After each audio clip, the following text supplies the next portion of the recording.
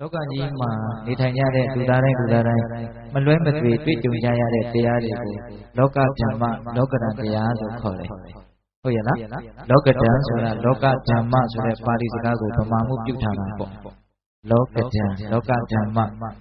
ဓမ္မဆိုတာဘာလို့ဆိုတော့လောကကြီးထဲမှာနေတဲ့ပုဂ္ဂိုလ်တိုင်းဘယ်သူမှရှောင်မရတိတ်မရတွေ့ကြရကြုံကြရမယ့်တရားတွေကိုလောကဓမ္မလောကဓာတ်တရားလို့ခေါ်တာ။မျက်နှာကြည့်ငယ်မရွေးအသက်ကြီးငယ်မရွေးကြားမမရွေးလူသားတိုင်းဒီလောကဓာတ်တရားတွေကတွေ့ကြရမှာအဲ့ဒါလို့တွေ့ကြုံလာရတဲ့အကောင်းအဆိုးလောကဓာတ်တရားအမျိုးမျိုးနဲ့ပတ်သက်ပြီးတော့တုံလုံးမှုမရှိအောင်ကိုယ့်ကိုယ်ထိမ့်သိမ့်နိုင်ခြင်းသည်အင်မတန်ကြီးကျယ်မြင့်မြတ်တဲ့မင်္ဂလာပါတဲ့စိုးရိမ်စရာတွေနဲ့တွေ့လည်းပဲစိတ်ထဲမှာမစိုးရိမ်အောင်ထိန်းနိုင်တယ်နော်ကိလေသာမြူတွေတင်စရာတွေနဲ့တွေ့လာရင်လည်းကိလေသာမြူတွေမတင်အောင်ထိန်းနိုင်တယ်နေရကြုံစရာတွေနဲ့တွေ့လာရင်လည်းဘေးအန္တရာယ်မဖြစ်အောင်ဘေးကင်းအောင်နေနိုင်တယ်အဲ့ဒါမင်္ဂလာပဲတဲ့လောကဓာတ်တရားတွေနဲ့တွေ့လာရင်မတုံမလုံအောင်နေနိုင်တယ်တွေ့ကြုံလာတဲ့လောကဓာတ်တရားတွေနဲ့ပတ်သက်ပြီးတော့စိတ်ထဲမှာမတုံမလှုပ်အောင်ယဟန္တာအဆင့်ကိုကြီးရွယ်ပြောတာမဟုတ်ဘူးနော်တိတိတာတာလှုပ်ခက်ကြီးဖြစ်မသွားအောင်တော့ထိန်းနိုင်ရမယ်အဲ့တော့လောကဓာတ်တရားဆိုတာကဧတပေါင်းတော်ကတော့အလုံးသိထားကြတယ်နော်လာဘောအလာဘော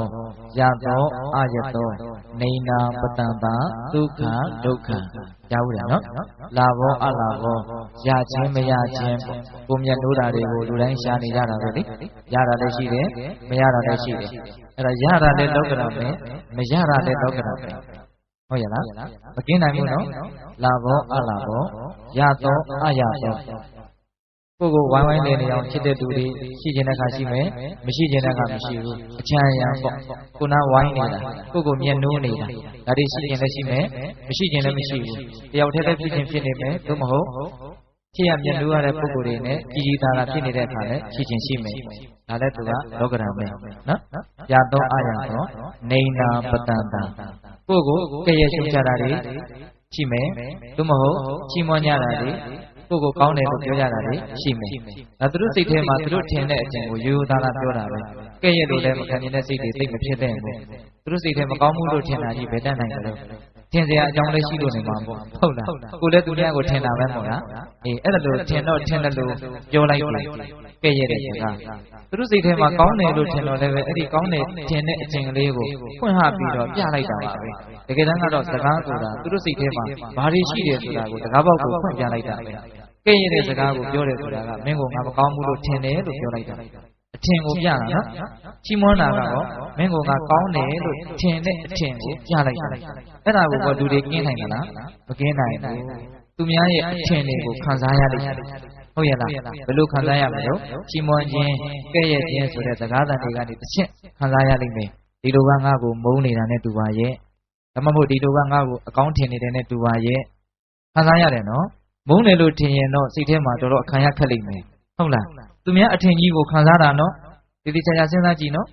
်သူများကကိုယ့်ကိုချစ်တယ်လို့ထင်ရင်တော့တော်တော်ဝမ်းသာတယ်ပျော်တယ်သူ့စိတ်ထဲဖြစ်တဲ့အထင်ကိုဘယ်နဲ့ကြောင့်ကိုကဒီကလှုပ်လှုပ်ခတ်ခတ်ဖြစ်နေရတယ်လဲစဉ်းစားကြည့်ရင်တော်တော်လဲစိတ်ဝင်စားစရာကောင်းတယ်ဟုတ်ရဲ့လားကိုယ့်ကိုကောင်းတယ်ထင်လိုက်တာနဲ့ဘယ်နဲ့ကြောင့်တအားကြီးပျော်ရွှင်သွားတယ်လဲကိုယ့်ကိုမကောင်းမှုထင်တာနဲ့ဘယ်နဲ့ကြောင့်ရုပ်ပြက်ဆင်းပြက်စိတ်ပြက်သွားရတယ်လဲနော်အဲ့ဒီကိစ္စတွေဘယ်သူမှမကင်းနိုင်ဘူးနော်ချီးမွမ်းခြင်းကဲ့ရဲ့ခြင်းဟုတ်ရဲ့လား6ပါးရှိပြီနော်ရခြင်းမရခြင်းအကျွေးရန်ရှိခြင်းမရှိခြင်းချီးမွမ်းခြင်းကဲ့ရဲ့ခြင်းပြီးတော့ဒုက္ခဒုက္ခချမ်းသာခြင်းဆင်းရဲခြင်းချမ်းသာခြင်းဆင်းရဲခြင်းကတော့နေပေအခြေကြီးပဲအမျိုးမျိုးသောအကြောင်းကြောင့်သောတော်ကအကြောင်းတရားတွေလည်းပါမယ်နော်အမျိုးမျိုးသောအကြောင်းကြောင့်စိတ်ထဲမှာချမ်းသာတာတွေမရှိနိုင်ဘူးလားရလို့ချမ်းသာတာလည်းရှိမယ်ကျွေးရန်နေတဲ့နေရာလို့ချမ်းသာတာလည်းရှိမယ်ချီးမွမ်းခံရလို့ချမ်းသာတာတွေလည်းရှိမယ်အာယုန်တွေကိုခံစားရလို့ချမ်းသာတာတွေရှိမယ်အဆင်ပြေတာတွေရှိတယ်မို့လားရှိတယ်ဒါလည်းပဲလူတွေမပြောနဲ့တိဋ္ဌာန်လေးတွေတောင်ရတယ်အဲ့ဒီချမ်းသာဟုတ်လားနောက်စိတ်ထဲမှာအစင်မပြေမှုဆင်းရဲဒုက္ခဒါလည်းပဲရှောင်လို့မရဘူးခုနကတော့မရတဲ့အတွက်ကြောင့်ကဲရတဲ့အတွက်ကြောင့်အချမ်းရမရှိတဲ့အတွက်ကြောင့်သူများကအကောင်းမထင်တဲ့အတွက်ကြောင့်အဲ့လိုအမျိုးမျိုးသောအကြောင်းကြောင့်စိတ်ညစ်တယ်စိတ်ဆင်းရဲတယ်ဖြစ်မယ်နော်ဒါမှမဟုတ်ခန္ဓာကိုယ်ကယောဂဝေဒနာတို့ကြောင့်တော့၎င်းအမျိုးမျိုးပေါ်လေဖြစ်เสียအကြောင်းတရားတွေကအများကြီးရှိတယ်အဲ့ဒါလို့အနိဋ္ဌာယုန်တွေကြောင့်စိတ်ထဲမှာဆင်းရဲသွားတာရှိမယ်ကိုယ်ထဲမှာဆင်းရဲသွားတာရှိမယ်အိဋ္ဌာယုန်တွေကြောင့်စိတ်ထဲမှာချမ်းသာသွားတာရှိမယ်ကိုယ်ထဲမှာချမ်းသာသွားတာရှိမယ် အဲ့ဒီချမ်းသာခြင်းဆင်းရဲခြင်းကိုလည်းပဲဘယ်လိုတတ္တဝါမှမရှောင်နိုင်ဘူးတွေ့ရနော်တတ္တဝါတိုင်းတွေ့ရမယ်ဘယ်နှမျိုးတော့10မျိုးအဲ့ဒါမြတ်စွာဘုရားကဘယ်လိုတောင်ဟောထားလဲဆိုတော့အဲ့ဒီလောကရန်တရားတွေဟာတဲ့တတ္တဝါတွေရဲ့နောက်ကိုအမြဲတမ်းလိုက်နေတယ်တဲ့နောက်ထပ်တစ်မျိုးစိတ်ဝင်စားစရာကောင်းတာကတတ္တဝါတွေကလည်းအဲ့ဒီလောကရန်တွေနောက်ကိုအမြဲတမ်းလိုက်နေတယ်တဲ့ကိုဘဝကပြုခဲ့တဲ့ကံတွေကြောင့်လောကရန်တွေကကိုနောက်လိုက်တာလည်းရှိတယ်အခုကောင်းမှလျက်နဲ့မကောင်းတာတွေတွေ့ရတာရှိတယ်အဲ့ဒါလောကရန်တွေကကိုနောက်လိုက်တာပေါ့ဟုတ်လားကိုကလောကရန်နောက်လိုက်တာလည်းရှိတယ်ဆိုကြပါစို့ကိုကအတိတ်ကံတွေကောင်းမှလျက်နဲ့ဒီဘဝအချိုးမကျလို့မိကောင်းဆွေကောင်းနဲ့မပေါင်းတင်ရလို့အတိညာဉ်တွေနဲပြီးတော့မဟုတ်တာတွေလှုပ်ရက်နေလို့မကောင်းတဲ့လောကရန်တွေတွေ့ရတာမရှိဘူးလား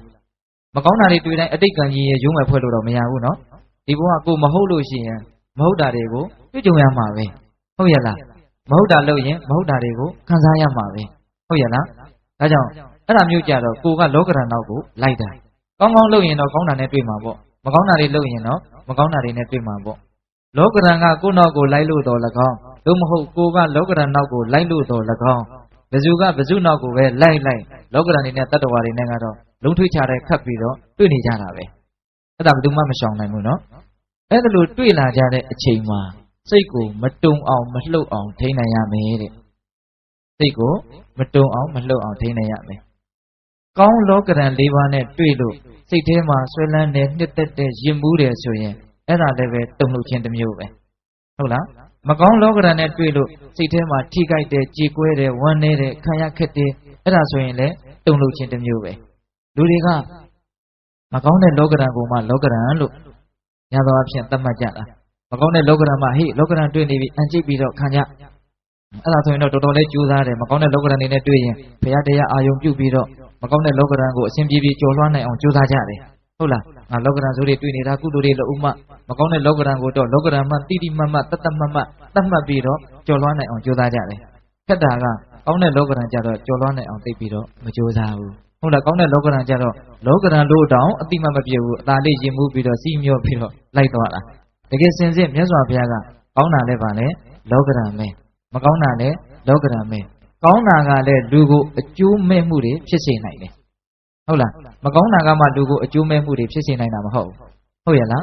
ဒီတက်တို့စဉ်းစားကြည့်နော်ဟိုမီးလောင်လို့မှသိနိုင်တာမဟုတ်ဘူးယင်းနေရင်လည်းသိနိုင်တာပဲဟုတ်လားပဂရိမီးလောင်မှသိတာမဟုတ်ဘူးရွှေရည်ဘူးမီးလောင်ရင်လည်းသိနိုင်တာပဲသဘောပေါက်ရဲ့လားဦးဇင်ပြောတာကနော်လူတွေကမကောင်းတာတွေနဲ့တွေ့မှဒါတွေဟာဒုက္ခတွေ့ပြီဒါတွေဟာငါ့ကိုဖောက်ပြန်သွားစေနိုင်တဲ့အရာတွေလို့နားလေတာများသောအားဖြင့်ကအဲ့ဒီတိုင်းပဲရှိတယ်နော်တကယ်တမ်းကကောင်းတာတွေကလည်းကိုယ့်ကိုဖောက်ပြန်မှုမဖြစ်သေးဘူးလားဖြစ်တာပေါ့ဦးစင်းအထင်ပြောရရင်တော့ကောင်းတာတွေကပိုးတောင်ကျော်လွှားဖို့ခက်မဲထင်တယ်မကောင်းတာတွေကြောင့်ဒုက္ခရောက်တာတဲ့ကောင်းတာတွေကြောင့်ဒုက္ခရောက်တာကပိုကြီးကျယ်မဲထင်တယ်အဲ့ဒီကိစ္စကိုဉာဏ်ပါပါနဲ့စဉ်းစားကြည့်သိလားမကောင်းတာတွေကြောင့်လူတွေပျက်စီးတာတဲ့ကောင်းတာတွေကြောင့်လူတွေပျက်စီးတာပိုများမယ်လို့ထင်တယ်ကောင်းတဲ့အာယုန်တွေတွေ့ပြီးတော့မေ့လျော့မှုတွေပိုများနိုင်တယ်စင်းရဲလေးလေးတန်ဝေရရဆိုတဲ့စကားဟာရေဘူးရအဖြစ်မှန်တယ်နော်တကယ်စင်းရဲလာပြီဆိုလို့ရှိရင်အမှန်တရားကိုသိမြင်အောင်ဘာသာတရားကိုလေ့လာလိုက်စားတာမျိုးလေးနဲ့တဲ့အတွေးတွေတွေးတာမျိုးဒါဥစဉ်လက်တွေ့ကြတာကိုပြောတာနော်အဲ့ဒီဘက်ကိုနည်းနည်းတော့ဥလှည့်သွားတယ်အစပါရရအဆင်ပြေးနေတယ်ဆိုရင်တော့တကယ်ကိုပဲမိမိရောပန်းနိုင်ရောက်နေတဲ့လူတယောက်လို့ပေါ့ပန်းနိုင်လည်းတကယ်ရောက်သေးတာမဟုတ်ဘူးနော်အဲ့ဒီတော့ဘလို့ဖြစ်တုံးဆိုတော့ကောင်းတာတွေကိုကြတော့ကြောက်ရကောင်းမှမသိဘူးမကောင်းတာတွေကိုသာကြောက်ရကောင်းမှသိတယ်တကယ်စင်စစ်ကောင်းတာရောမကောင်းတာရောကိုကအသုံးမကျဘူးဆိုရင်ကြောက်เสียအန္တရာယ်ကိုပေးနိုင်တာကြီးပဲအဲ့ဒီအချက်ကိုတော့စောစောစီစီနားလည်ထားဖို့လိုတယ်နော်မကောင်းတာကသာဒုက္ခပေးနိုင်တာမဟုတ်ကောင်းတာကလည်းဒုက္ခပေးနိုင်တယ်တကယ်စင်စစ်ကောင်းတာရောမကောင်းတာရောကိုကအသုံးမကျဘူးဆိုရင်ကြောက်เสียအန္တရာယ်ကိုပေးနိုင်တာကြီးပဲအဲ့ဒီအချက်ကိုတော့စောစောစီစီနားလည်ထားဖို့လိုတယ်နော်မကောင်းတာကသာဒုက္ခပေးနိုင်တာမဟုတ်ကောင်းတာကလည်းဒုက္ခပေးနိုင်တယ်အဲ့တော့မြတ်စွာဘုရားကဒီလောကရန်တရားတွေဟာကြောင်လို့မရဘူးတိမ့်လို့မရဘူးတွေ့လာတဲ့အခါမှာစိတ်ထဲမှာမတုံဖို့မလှုပ်ဖို့ထိမ့်သိမ့်နိုင်ရင်ဒါမင်္ဂလာပါလို့မြတ်စွာဘုရားဟောထားတာအဲ့ဒါဦးဇင်းတို့အင်္ဂုတ္တရနိကေအထက်ကနိဗ္ဗာန်မှာလောကဓမ္မသုတ်တံဆိုပြီးတော့တတ်တတ်ဟောထားတာလည်းရှိသေးတယ်အဲ့ဒီမှာဘာပြောထားလဲဆိုတော့လောကရန်တရားတွေကတော့တဲ့ဉာဏ်ရှိတဲ့အရိယာတာဝကအရိယာတို့ရဲ့တပည့်ဉာဏ်ပညာကြီးတဲ့ပုဂ္ဂိုလ်တွေလည်းလောကရန်ကတော့တွေ့တာပဲတဲ့ ဉာဏ်နဲ့တဲ့အကြမြင်ဘဟုတုတမရှိတဲ့အဲ့လိုအသိဉာဏ်တုံးတဲ့ပုဂ္ဂိုလ်တွေကိုလည်းပဲလောကဓာတ်ကတော့တွေ့တာပဲတဲ့ဆိုလိုတာကဘယ်လိုလူဖြစ်ဖြစ်လောကဓာတ်ကတော့ရှောင်လို့မရဘူးဘုရားတောင်ရှောင်လို့မရဘူးတွေ့ကြတာပဲငါမှပို့တွေ့တယ်လို့ဘယ်တော့ခါကာလမှမစဉ်းစားပါနဲ့ဟုတ်လားဆင်းရဲစေတဲ့ချမ်းသာစေတဲ့အကြောင်းတရားတွေကတော့လူတိုင်းမှာသူ့ဟာနဲ့သူရှိနေတယ်ကြော်လွှမ်းနိုင်တယ်မကြော်လွှမ်းနိုင်တယ်ဆိုတာကတော့ဒါကာယကံရှင်ရဲ့အည်သွေးပေါ်မူတည်တာပေါ့တွေ့ကြတာတော့အတူတူပဲနော်ပုံစံတော့တူရင်မှတူမယ်ဟုတ်လားဒါပေမဲ့စိတ်နှလုံးကိုထိခိုက်စေနိုင်တဲ့အကြောင်းအရာတွေတွေ့တာကတော့အတူတူပဲသူကဒီနည်းနဲ့ထိခိုက်စေတဲ့အကြောင်းတွေ့မယ်ကိုကဟိုနည်းနဲ့ထိခိုက်စေတဲ့အကြောင်းတွေ့မယ်တဲ့တယ်ပြောရင် तू ကစီးပွားရေးညံ့ဖြစ်နေကိုကကျမ်းမာရေးညံ့ဖြစ်နေဟာတမျိုးစီဆိုးတာပဲဟုတ်ရမဟုတ်လားတချို့ကျတော့အဲ့ဒါတွေပြည်လေတယ်ဟာဆက်ဆံရေးတွေညံ့ဖြစ်ပြီးတော့စိတ်ညစ်စရာတွေကြုံရတာလည်းရှိမယ်ဟုတ်လားအမျိုးမျိုးပါပဲစိတ်ဆင်းရဲစရာစိတ်ချမ်းသာရတဲ့အကြောင်းတရားတွေကတော့လူတိုင်းမှာတွေ့တာပဲအဲ့ဒါမြတ်စွာဘုရားကဒီမှာဟောထားတာအဲ့ဒါလို့ပညာရှိသူတော်ကောင်းတွေလည်းပဲလောကဓာတ်ကတွေ့တာပဲတဲ့မိုင်မဲတဲ့ပညာမရှိတဲ့လူတွေလည်းလောကဓာတ်ကတွေ့တာပဲတဲ့လောကဓာတ်တွေ့တာချင်းကတော့အတူတူပဲတဲ့ဒါပေမဲ့အဲ့ဒီလောကဓာတ်ကိုရင်ဆိုင်တဲ့နေရာမှာလောကဓာတ်ကိုသဘောပေါက်ပုံရင်းကြတော့မတူကြဘူးတဲ့အဲ့ဒီအချက်ကလေးကိုပြောချင်တာဟုတ်လားလောကဓာတ်တွေ့တာကတော့အတူတူပဲနော်သူတို့ကကံကောင်းတယ်ငါကကံဆိုးတယ်အဲ့ဒါလိုမတွေးနဲ့တနည်းနည်းနဲ့တော့စိတ်ဆင်းရဲစရာစိတ်ညစ်စရာတော့တွေ့တာပဲဟုတ်ရလားအေးအဲ့ဒါလိုတွေ့တဲ့အခါမှာပြန်လဲတုံ့ပြန်ပုံရင်းကြတော့ပညာရှိနဲ့လူမိုက်နဲ့မတူပါဘူးတဲ့ဟုတ်ရလားအဲ့ဒါကိုဦးဇင်ကဦးစားပေးပြီးတော့ပြောချင်တာဘယ်လိုတုံ့ပြန်ကြမလဲဒီလောကဓာတ်တရားတွေနဲ့ပတ်သက်ပြီးတော့မတုံမလှုပ်အောင်ဘယ်လိုသဘောထားမလဲကိုယ်သဘောထားပေါ်မှာမူတည်တာနော်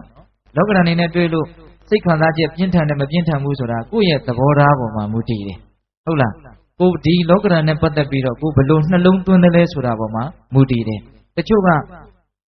တရားတန်ကိစ္စလုံးနဲ့တနေ့လုံးပွက်ညံပြီးတော့ဆွေးဆွေးခုန်ဖြစ်နေတဲ့လူတွေမရှိဘူးလားတရားတန်ကိစ္စလေးလောက်နဲ့ဖြစ်နေတာတချို့တသိန်းတန်နှစ်သိန်းတန်နဲ့လည်းဘာမှမဖြစ်အောင်နေနိုင်တယ်ပြဿနာကတော့တွေ့ကြတာပဲသို့တော့တချို့ကအေးအေးဆေးဆေးကြည်ကြည်လင်လင်ဒီပြဿနာကိုထိန်းထားနိုင်တယ်တချို့ကြတော့ပြဿနာကိုမဟုတ်ပါဘူးသူဖြစ်နေတာပဲသူ့စိတ်ထဲမှာပြဿနာရလို့မဟုတ်ဘူးပြဿနာမဟုတ်ဘူးဆိုတော့ပြဿနာကရှင်းစရာလည်းမလိုဘူးပေါ့ဗျာဟုတ်လားတော်တော်များများပြဿနာတွေကလေ